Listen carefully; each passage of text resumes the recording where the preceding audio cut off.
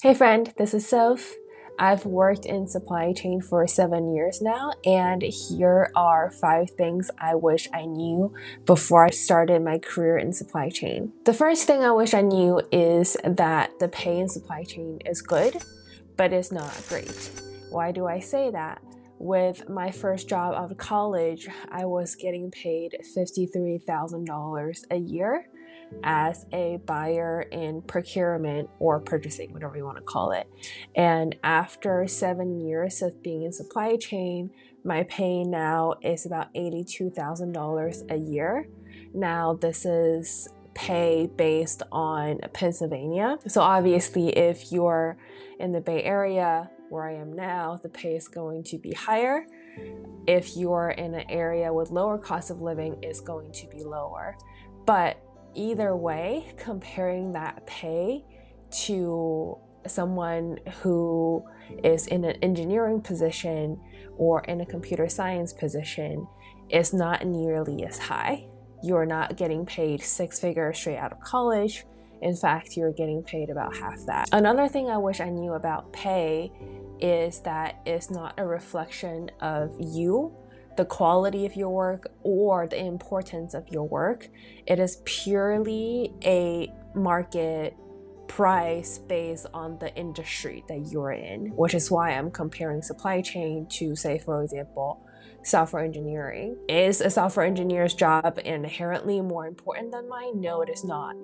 But it's just that the industry of a tech or whatever industry that needs software engineers pays more than those who pay supply chain professionals. So in all, it's good pay, but it's not enough to support like an extravagant lifestyle, at least not early on in your career. The second thing I wish I knew about supply chain is that supply chain is inherently global.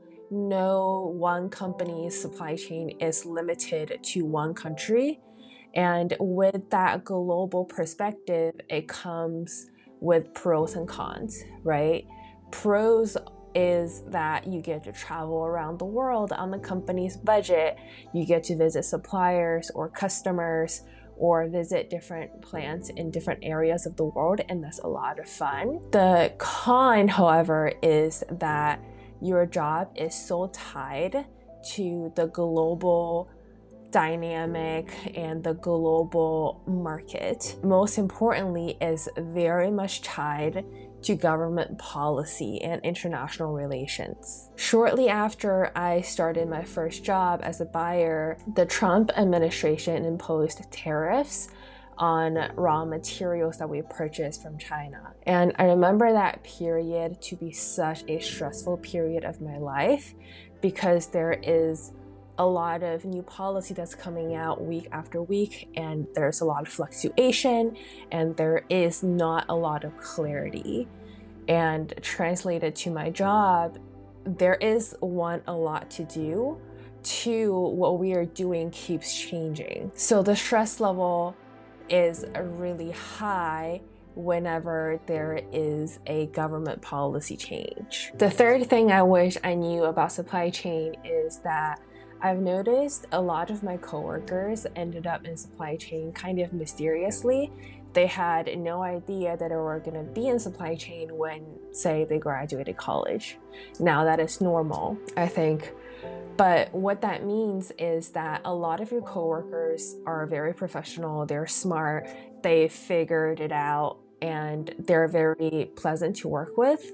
On the other hand, some of the other coworkers, they are not problem solvers and they are very good at complaining. They're not very pleasant to work with, but you still have to work with them nonetheless. You just have to find a way. What that also means is that supply chain is such a function that is diverse in terms of people's background. So you learn a lot of perspectives from these people.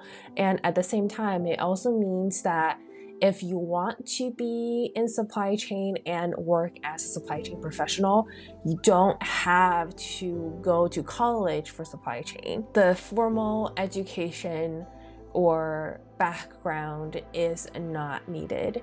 I've met people who has engineering backgrounds who are working in supply chain. My former boss and mentor was a chemical engineer before she started working in supply chain. So there's a variety of backgrounds and more than one paths to start to work in supply chain. The fourth thing I wish I knew is that your boss makes or breaks the job that you're in. I've noticed in the past, some of the bosses that I had when I was working and reporting to them, I was very stressful because there was a lot of work for us to do collectively.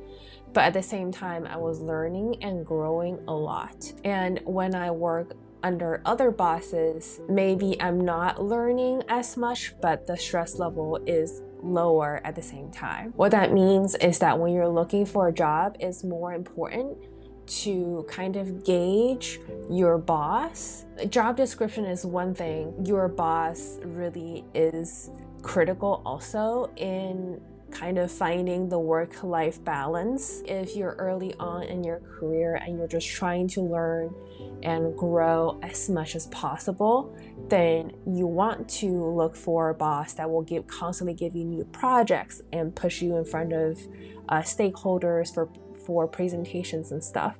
But there are also other stages of your life. If you're trying to balance to raise a child, then you may want some flexibility.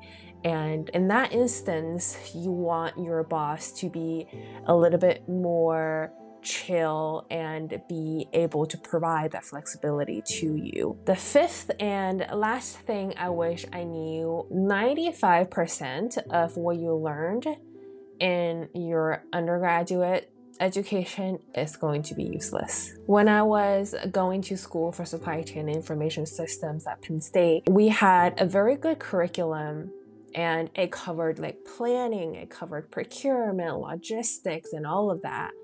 And now, having worked in both planning and procurement, let's just use procurement as an example. I would say the stuff that I learned in my procurement class, what I ended up using in my job was maybe just 5%. And those 5% are related to reorder points. The rest of the stuff, I don't think I ever used it in my job. I can't even remember what they are now. So all of that is to say that, again, a formal supply chain education is not required for a job in supply chain. Also, don't worry too much if you're not doing great in one of your supply chain courses. It will not matter in the end. It's going to be okay. All right, those are the 5 things that I wish I knew before I started my career in supply chain. If you want to